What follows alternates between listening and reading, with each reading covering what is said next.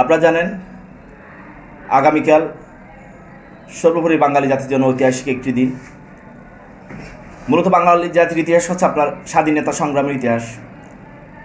1952 সাল থেকে 1971 সালে এরশাদ বিরোধী আন্দোলনে সর্বশেষ স্বৈরাচার হাসিনা পতন যে আন্দোলন, সে তার পরিসমাপ্তি হয়েছিল হাসিনা ভারতে 5 আগস্ট পলায়নের মধ্য দিয়ে। বিগত 17 বছর এই বাংলাদেশে হাসিনা সরকার এদেশের মানুষের উপর যে জুলুম অত্যাচার, যে নির্যাতনের শাসন, মানুষ অতিষ্ঠ হয়ে সেই 17 বছর থেকে আন্দোলন সংগ্রামের মধ্য দিয়ে এই হাসিনার বিরুদ্ধে বারবার প্রতিবাদ জানিয়েছে।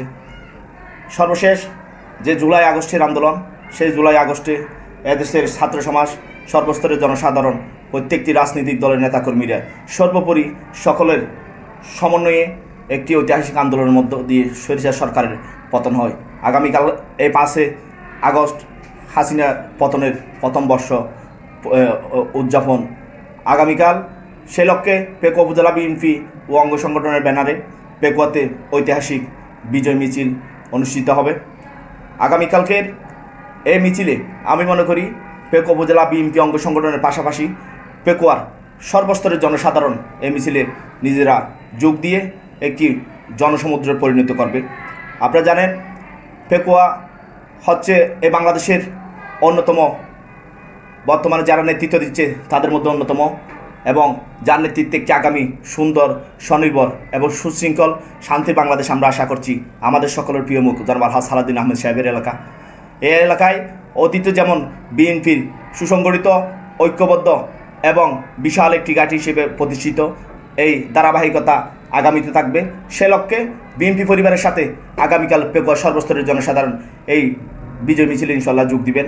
আগামীকালকের এই বিজয় মিছিল আমাদের আরম্ভ হবে ঠিক গড়ি কাটা যখন 4টা বাজে আমাদের বিজয় মিছিল অনুষ্ঠিত হবে।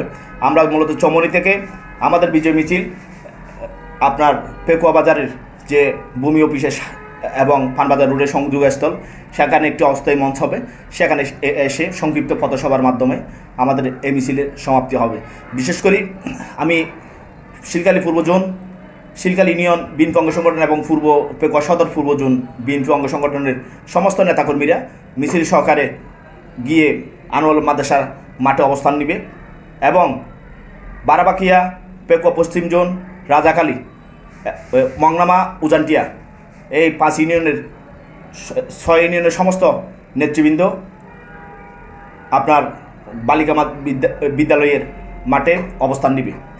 আমি মংনামা, উজানটিয়া এবং রাজাকালীর যে সমস্ত নেতৃবৃন্দ আপনার পেকুয়া বাজার হয়ে স্বাভাবিকভাবে চৌমনিতে যান, যারা মিছিলে যোগ দেওয়ার জন্য গাড়ি বহর বা মিছিল সহকারে আসবেন, আমি আপনাদের অনুরোধ করব আপনারা পেকুয়া বাজার এড়িয়ে যাবেন। আপনার পেকুয়া বাজার পশ্চিম পাশে যে গুয়াহালি সড়ক আছে, সেখান দিয়ে পরিষদ রোড, থানা রোড হয়ে আপনারা চৌমনি প্রাইমারি স্কুলের সামনে যে রাস্তা, সেই রাস্তা দিয়ে আপনারা বালিকা বিদ্যালয়ের মাঠে অবস্থান নেবেন।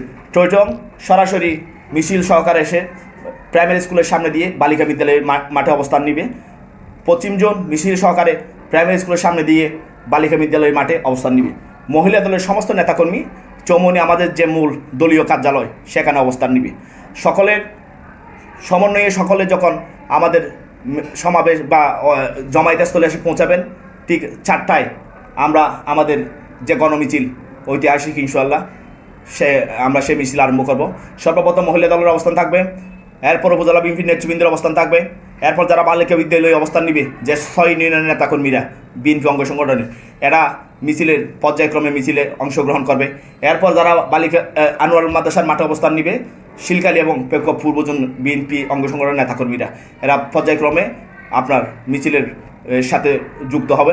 ওখান থেকে আমরা মিছিল সহকারে এসে আমাদের পেকুয়া বাজার যে নির্ধারিত পথসভার জন্য স্থান নির্ধারণ করা হয়েছে, সেখানে এসে ইনশাআল্লাহ আমরা একটা সংক্ষিপ্ত পথসভার মধ্যে আমরা আমাদের কালকের ঐতিহাসিক যে মিছিল, সে মিছিল আমরা সমাপ্তি করব। এই মিছিলের জন্য পেকুয়ার প্রত্যেকটি পয়েন্টে আমাদের স্বেচ্ছাসেবক ভাইয়েরা দলের পক্ষ থেকে কাজ করবেন, আইনশৃঙ্খলা ভাইয়েরা থাকবেন। আশা করি যার যার অবস্থান থেকে একটি সুশৃঙ্খল, সুন্দর এবং ঐতিহাসিক মিছিলের জন্য আপনারা আমাদেরকে সহযোগিতা করবেন। আমি সর্বশেষ এটাই বলবো, এটা হচ্ছে এই বাংলাদেশের আপামর জনসাধারণ সকলের বিজয়ের একটা ঐতিহাসিক দিন। আমরা 16 ডিসেম্বর বিজয় দিবস পালন করি, এখন 5ই আগস্ট আরেকটা বিজয়। এটা আমরা দ্বিতীয় বিজয় হিসেবে আমরা মনে করি, কারণ আমরা 17 বছর অপশাসন থেকে মুক্তি পেয়েছি এই বিজয়ের মাধ্যমে। অনেকে এই বিজয়ের দাবিদার হিসেবে নিজেদের প্রতিষ্ঠা করতে চায়, কিন্তু ওনারা জানে না একদিনে, এক মাসে বা 15 দিনে কোনো আন্দোলন গড়ে ওঠে না, এবং কোনো আন্দোলনের মাধ্যমে কোনো সরকারের পতন ঘটানো সম্ভব না।